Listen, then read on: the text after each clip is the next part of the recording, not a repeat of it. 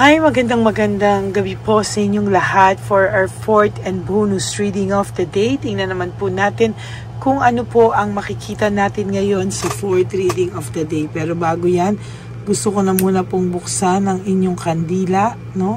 Para po makita natin kung ano po. Ay, teka, nahirapan po akong buksan yung kandila, no? Kasi nagbaw na naman ito. Sana lahat nagbabaw, no?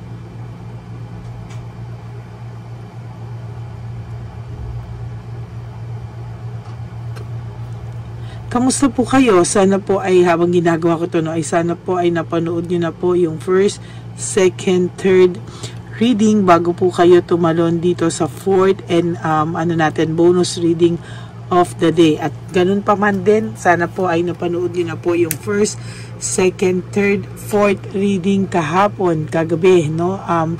Para naman po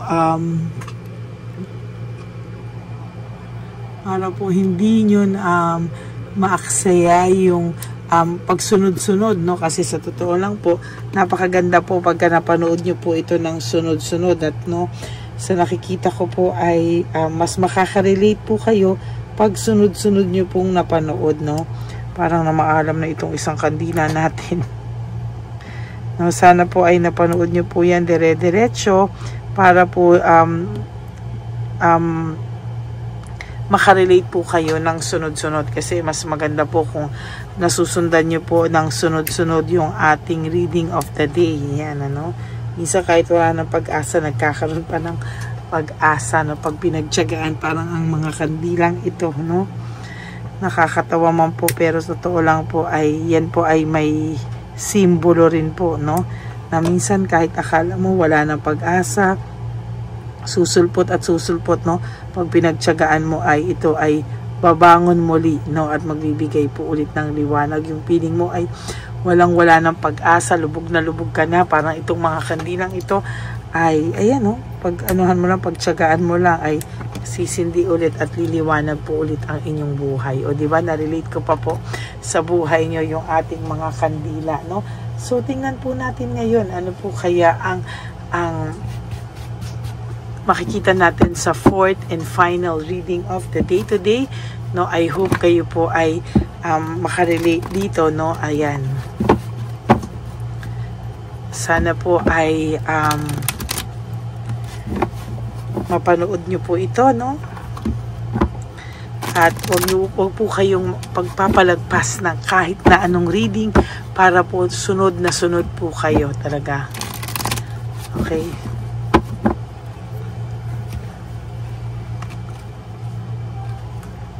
okay. 1, 2, 3, 4, 6, 7, 8, 9, and 10. Choose another 10 cards. 1, 2, 3, 4, 5, 6, 7, 8, 9, and 10.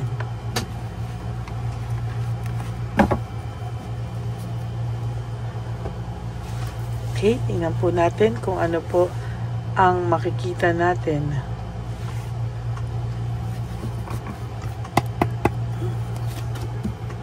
May reward pong nag-aantay sa'yo. Meaning, no, lahat po ng paghihirap mo ay magkakaroon na ng hustisya, no? Lahat po ng paghihirap mo ay mapapalitan po ng reward sa'yo, no? Meaning, lahat po ng naramdaman mong sakit, no, ay mararamdaman niya. Bukas makalawa, sa nakikita ko ay siya naman po ang makakaramdam ng lahat ng sakit na pinaramdam niya sa'yo. Yung bukas makalawa po is not literally bukas o sa makalawa.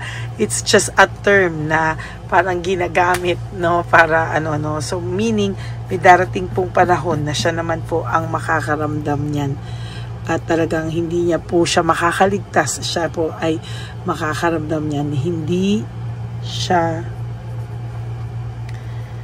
makakaiwas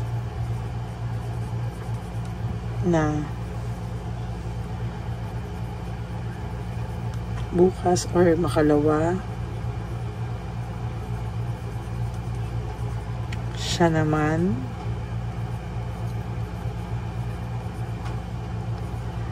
ang makakaramdam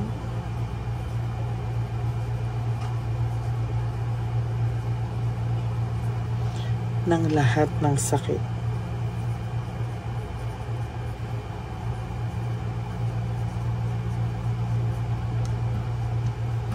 Yung lahat po ng sakit na pinaramdam niya sa iyo, yung lahat pong yan, sinasabi ko sa iyo, ay siya po ang makakaramdam, no? Yung hindi siya makakaiwas na bukas or makalawa siya naman ang makakaranas lahat ng sakit. Lahat po ng binigay sa yung sakit ng taong ito ay babalik po sa kanya, no? Ayun, no? Wala na po siyang nararamdamang suporta mula sa kahit sinong tao o hinahanap niya po yung suportang binigay mo sa kanya, no? As a matter of fact, itong taong to ay hindi nagpaparamdam sa iyo ngayon, or for some of you nagpaparamdam pero aawayin ka na lang bigla, ano-ano na lang po bigla ang itetext sa iyo at pang-aaway, masasakit na salita. Pero for some of you, tahimik, hindi kung tumahimik ka, tatahimik din siya, pero siya po ay nakakaramdam ng resentment and desire to reconcile with you. Hindi niya lang po alam paano.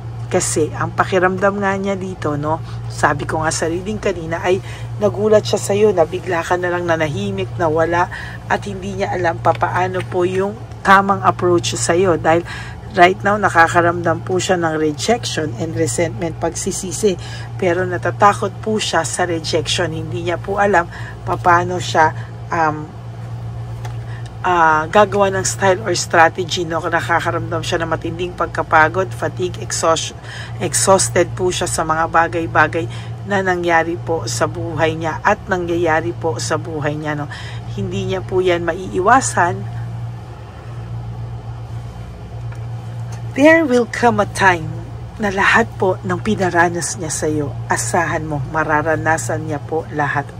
Oh my God, the Tower. Ayan yung sinasabi ko, yung buhay niya ay magkakaroon ng matinding distraction na maiisip niya po lahat, yung pagkabagsak ng buhay niya, lahat po ay maiisip na during those times na kayo po ay magkasama, hindi po nangyari ang ganito sa buhay niya. Pero ngayon, ayan, marami pong unexpected good luck na mangyayari sa iyo na ikakalungkot niya, no? Totally ang lalaking ito o ang babaeng ito, kapag may nangyari po sa yung maganda, hindi po siya matutuwa. Bakit? Pakiramdam niya po ay mawawala ka na lalo sa kanya pag nangyari man yan, no? Nagre-reflect po siya, o ilang beses ko po ito nabubunot lately, no? Nagre-reflect po siya sa mga bagay-bagay. Gusto niya pong gumising, no? At talagang mag-isip, bakit po talaga hindi ka po nawawala sa isipan nito ngayon, no? May doubts ka po, bakit mo siya naiisip? Lack of satisfaction, para naman pong wala ka ng satisfaction na isipin ito ng isipin, ayaw mo na, no? Bisit na bisit ka na at ayaw mo na po siyang maisip totally, no? Pero ayan pa rin siya, no? Ang dami niya pong ginawa sa yung panloloko, deception, manipulation, kasinungalingan na pagkakamali niya, no? At parang hindi na po niya yan mabawi. Kaya sa ngayon po siya ay talagang hindi niya po alam kung paano po ang gagawin niya at hindi niya po maintindihan ano po ang kailangan niyang gawin para mabawi niya po ang pagiging greedy and possessive niya sa iyo. Palagi po itong aburido, mainit ang ulo. Bakit? Kasi po, hindi niya po alam ano yung emptiness na nararamdaman niya. May emptiness pong nararamdaman ng tao nito. Pakiramdam niya may hinahanap siya. May kulang sa buhay niya na hindi niya mawari kung ano, no? Ayan, no, parang naghahanap siya ng bagay-bagay na gusto niyang mangyari sa buhay niya, na magkakaroon siya ng kakontentuhan, pero hindi po siya magkaroon ng kakontentuhan. Feeling niya failure po ang buhay niya. Lahat po ay pakiramdam niya ay hindi siya masaya. Pakiramdam niya po ay pagod na pagod siya sa buhay niya. At sa nakikita ko po ay naiisip niya po yung pagiging mabuti mo sa kanya na lalo niya pong kinakainis dahil hindi niya po ito maiwasang isipin, ano? Ang taong ito po ay pikon na pikon sa mga nangyayari ngayon sa buhay niya, aborido siya. Ayan yung sinasabi ko sa iyo, siya naman po ang makakaramdam ng heartbreak, suffering, and grief, no? Siya po lahat ang makakaramdam niyan, at sa totoo lang, hindi po niya maiiwasan yan. Darating at darating yan, I tell you, no? Sa maniwala ka man po sa hindi, ang person na ito ay makakaramdam ng matinding sakit, mas matindi pa po sa pinaranas niya sa iyo, at mas matindi pa po sa lahat-lahat ng naranasan mo. Marami po siyang missed chance and loss of opportunity sa buhay niya, at sa nakikita ko po ay talagang matindi po ang dagok sa buhay niya, no? Ang darating na dagok sa buhay niya ay mas matindi pa po sa lahat ng matindi, no? There is lack of commitment, no? Walang mag-commit dito sa taong to ng kasing bait mo, ng kasing alaga mo, ng kasing aruga mo, no? There will come a time talagang itong person na to sasabihin niya sa mukha mo, no? Sa mukha mo po talaga na hindi niya kayang wala ka, no? Na walang nagmahal sa kanya katulad ng pagmamahal mo sa kanya. There is broken family, shattered dreams. Ang taong ito ay nakakaramdam ng matinding pagsisisi, no? Nagsisisi siya, no? Kasi sa totoo lang, nagsisisi po ito, at wala po siyang magawa kung hindi magsisi ng magsisi. There is fear of change. Natatakot siya na mabago ng tuluyan ang tadhana, ang kanyang buhay, at totally malasin po siya ng malasin, at talagang hindi niya na alam kung paano niya ito lulusutan pa sa mga susunod na araw. Dahil ang taong ito ay nakakaramdam ng matinding problema. Ang dami-dami niya pong problema, at hindi niya po alam kung paano niya ito maaayos, no? Ayan, no?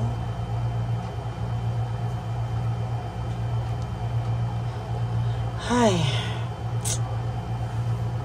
Yun po, siya naman po ang makakaramdam ng lahat ng yan, ano? Talagang, ayan po, meron siyang, nag-iisip siya ng breakthrough, clarity, sharp mind. Ano raw ang nangyari sa kanya? Bakit daw siya nakakaramdam ng mga ganyan, ano? And para naman po sa ating teka, kinukuha ko po itong isang cards. Nasa na ba yun? Wait po, gusto ko kasing tingnan ko ano po ang kanyang pakiramdam ngayon, ano? Sige, pili po tayo ng 5 or 6 na cards, no? Ayan, ito. Okay. I am afraid to contact you. Sabi ko nga po sa inyo, ang taong ito ay nakakaramdam ng takot kontakin ka, no? Hindi niya po alam kung paano at saan po siya talaga magsisimulang kontakin ka, no? I wonder if you are happy without me. Sinasabi ko po sa iyo, ang taong ito ay nag-iisip at ayaw niya po ng masaya ka nang wala siya sa buhay mo. Talagang iniisip-isip niya na masaya ka ba talaga na wala na siya sa buhay mo. Bakit mo siya natitiis at kayang-kaya mo na siyang tiisin? Ayan ang sinasabi ko. I wish I could take back my words, no? Iniisip niya raw po na, ayan, no, sana ay mabawi niya pa lahat ng kasalanan ng mga salitang nabitawan niya po sa iyo. You don't know how hard it was to let you go. Ang taong ito po ay hirap pa rin po sa ngayon na i-let go ka. At talagang sabi niya, it was my fault but I blamed you. Talagang blame ka pa niya, no? Kapal po talaga, sorry Ikaw pa yung blame niya, hindi na lang siya nag-sorry sa iyo. And talagang inamin na lang niya yung kasalanan niya sa iyo, no? Kesa naman po sa ganito na siya na nga po yung may kasalanan, ikaw pa po yung blame niya. Kaya ngayon natatakot po siyang kontakin ka. Kaya ngayon nag-iisip na lang po siya kung masaya ka ba talaga nang wala siya, at talagang wini-wish niya po na sana mabalik niya po o mabawi niya yung masasakit na salita, makabawi siya sa iyo, dahil hindi ka pa rin po niya nalilet go, at umaasa po siya na kayo ay magbabalikan pa. Yan. O maaayos niya pa po ang lahat ng ito. Okay, so that is your fourth and last and bonus reading of the day. I hope na naka-resonate po kayo, and if you do, can you please give me a like and comment down below and click the bell para po sa ating mga latest upload na kayo po ay updated sa latest upload natin, no? Maraming salamat po sa inyong lahat. And for those of you who would like to have a private reading with me, you can message me po at Lady Lee Elena, that's L-A-D-Y-L-Y Elena, nasa dulo po yan ng ating video. Diyan nyo lang po ako makukontak. That's my official and only legit FB and Messenger account, no? Kasama po dyan, bago po yung aking official and legit FB account, ay inilabas ko din po, no, ang fake account ng Lady Elena na kung saan ay talagang nang i-scam at nang hahack po ng tao, pero marami na po siya ngayong account, no, kasi meron na rin po siya ngayong ano ba yon? Meron na din po siyang Dr. Apakura, basta ganun, basta mga ganun po na sinasabi niya po sa mga comment section, kaya mag-ingat po kayong lahat dyan. Okay, and for my ever loyal, solid, faithful na Lady Elena family, I love you all from the bottom of my heart. Thank you so much for not skipping ads. Tulong nyo na po yan sa ating channel, at maraming salamat po sa inyong lahat. At ang aking pong hiling sa inyo, ha, is always ha, na you just wake up each day, you do 3 things that will make you happy for the day. You live only once, parang you live just for the day, no? Just for the day lang po. Huwag nyo muna pong isipin lahat ng mga susunod na araw, anniversaries, mga birthdays na pwedeng dumating sa inyo. Huwag muna po, no? Yung mga memories na ganyan, iwasan nyo muna po. Just prioritize yourself, be happy, be grateful, and love yourself, because self-love is still the best love of all, no? And of course, you have to realize that life is so short. Don't make it shorter by stressing yourself from all the pains and heartaches na binigay sa inyo ng kahapon. Just surrender everything to the divine universe and just let go and let God write your life and love story. I will be back for another set of reading. Huwag po kayong maiinip. Ako po ay magbabalik for another set of reading tomorrow, Monday, no? Magaganda rin po ang readings natin pag Monday. Actually, maganda naman po talaga everyday, because yun naman po ay ating binabasa lang based kung ano lang po ang mensahe para sa atin sa araw na ito. Okay? So, God bless you all, and mag-enjoy lang po kayo sa araw na ito. At bukas is another day, na tomorrow is another day, another chance for us to be happy and bumawi po sa ating mga sarili. Okay? God bless you all. And I love you all from the bottom of my heart. Bye! Okay, update po, may nagpanggap pong subscriber natin, na siya po ay magpapahula sa fake na Lady Elena, kaya ayan, hinihingan po siya ng $80, at ang cell po niya ay nabigay at nakuha. Ang pangalan niya po sa cell ay Julian Albert, no? Siya po ay may cell account din, kaya mag-iingat po kayo. Ayan po, no, kung sino man po yung scammer na Julian Albert na yan, no, iinsensuhan po natin yan para siya po ay makonsensya. Kung wala man po siyang konsensya, at least po bumalik sa kanya lahat po ng kanyang ginagawa, at maling-mali po yan, ano. Basahin niyo po lahat yan, makikita niyo po, ayan po ang cell number niya at Julian Albert na yan, ano, para po talagang ma-report din po natin yan na siya ay gumagamit ng cell account na Julian Albert. Mag-ingat po kayo. Ayan po yung number niya. Ayan po yung pangalan niya. Huwag po kayong magpauto. Nakita nyo naman po, no, napakalayo po ng pangalan ko sa pangalan ng pinagsisendan nyo po ng account o ng pera. Kaya mag-ingat po kayo at beware sa scammer na to. At talagang ayan po, pinost ko po ang kanyang pangalan dito para maging babala po sa inyong lahat. Maraming salamat po. At mag-ingat po kayo, pakireport po ang page na yan, ang messenger niya na Lady Elena. Maraming salamat po, and God bless you all. Ayan, sa susunod po makikita niyo yung account niya na i-report niyo. Salamat po na marami.